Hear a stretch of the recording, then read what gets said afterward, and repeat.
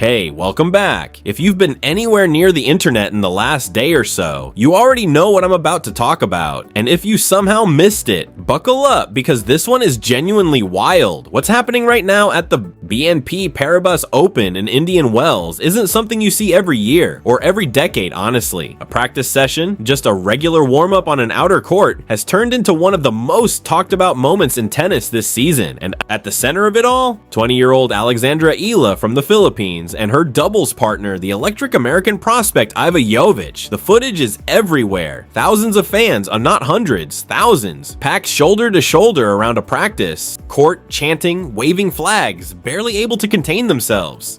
And these aren't people who stumbled in by accident. They planned their entire day around this. Some of them planned their entire week. Let me put that in perspective for a second. At most Masters 1000 events, a practice session draws maybe a few dozen people. The devoted regulars, the ones who bring their own folding chairs and quietly nod when a player hits a clean backhand. It's peaceful, almost meditative. You hear the ball pop off the strings, the squeak of court shoes, maybe a coaching whisper drifting across the net. That's the world of professional tennis practice. What Eala is pulling right now, that's not to that world. That's something else entirely. The crowd in that video looks like a Grand Slam final. It sounds like one too. And the remarkable thing is, the doubles tournament hasn't even hit its peak yet. This is just the warm-up to the warm-up. And it's already breaking the internet. So what's actually driving this?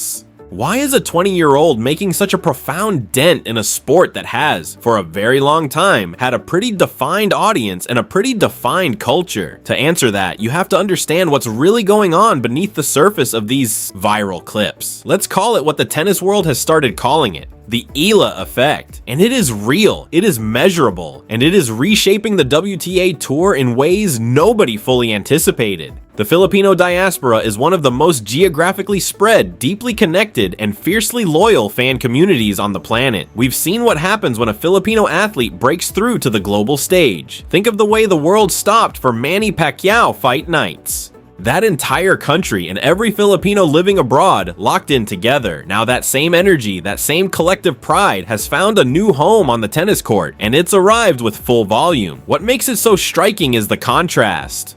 Tennis has its roots in country clubs and quiet applause. The culture of the sport has historically skewed toward restraint.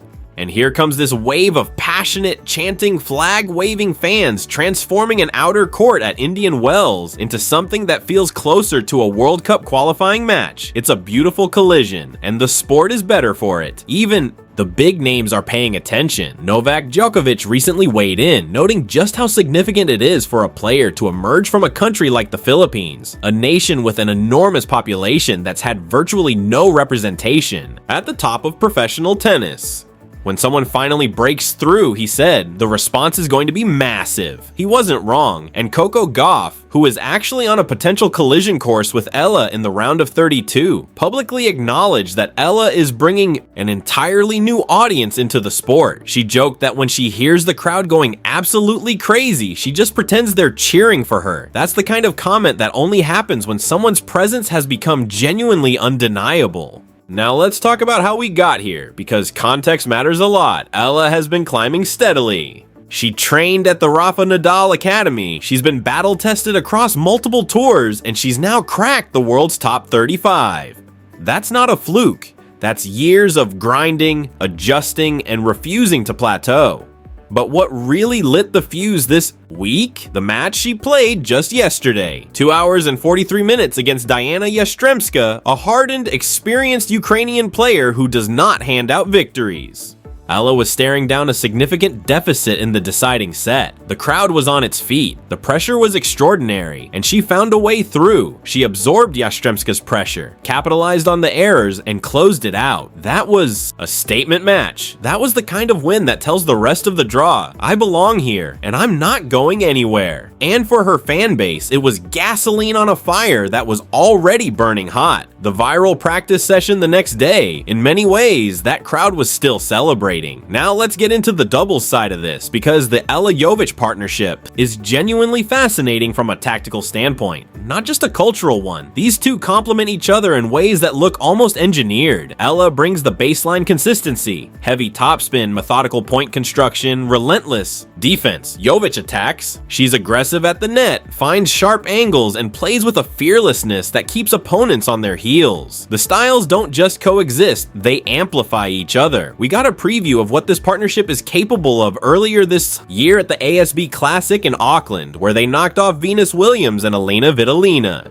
That's not a result you achieve by accident. Taking down a team that iconic requires chemistry, trust, and the kind of mental synchronization that can't be manufactured overnight. What you're seeing in that practice footage isn't just two players warming up, they're calibrating. Jovic is drilling net interceptions. Eala is dialing in her down-the-line passing shots. They're preparing for their first-round doubles match against Haley Baptiste and Elena Ostapenko. And Ostapenko, for those unfamiliar, hits the ball like she has a personal grudge against it. Aggressive, unpredictable, powerful. Eala and Jovic will need sharp communication and elite court coverage to neutralize that. The thousands of fans watching that practice were, without knowing it, watching the prep work for something that could be genuinely special. There's a bigger story here too, one that goes beyond the tournament bracket. From a pure business standpoint, what Eala represents for the WTA is enormous.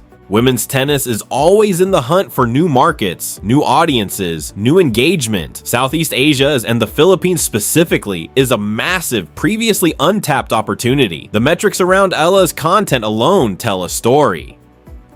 Practice session trends globally. A warm-up generates millions of views in hours. Brands notice that. Broadcasters notice that. Tournament organizers absolutely notice that. Expect to see her scheduled on bigger courts earlier in draws. Expect her name in marketing campaigns. Expect a lot more attention directed her way.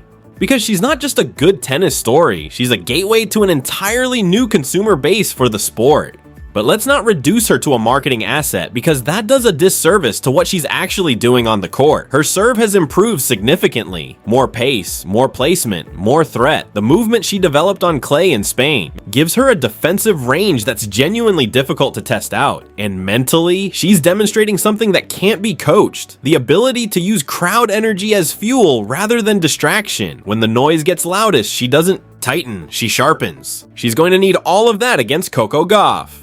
Gauff is world number 4, playing on home soil, and she's still stinging a little from a narrow loss earlier in the season. She's fast, powerful, and when she's locked in, nearly impossible to outgrind. But Eala lost to her in Dubai recently, and she will have spent every minute since then thinking about adjustments. That's what serious competitors do. They don't dwell, they adapt. The crowd will be a factor in that match in ways that are hard to quantify but very easy to feel. Gauff knows it, Eala knows it. And that dynamic alone makes it one of the most compelling matchups of the entire tournament.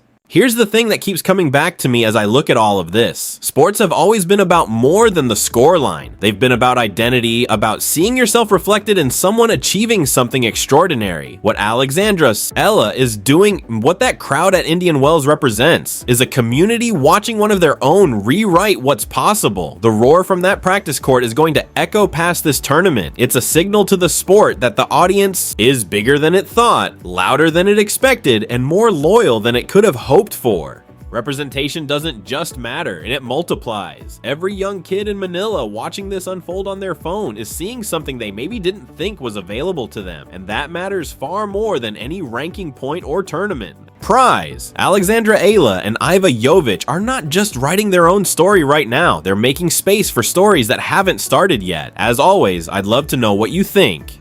Drop your predictions for the Eala Jovic doubles run in the comments, and let me know who you think wins the singles matchup with Gauff. Subscribe if you haven't already, hit the bell so you don't miss any updates, and I'll see you for the next one.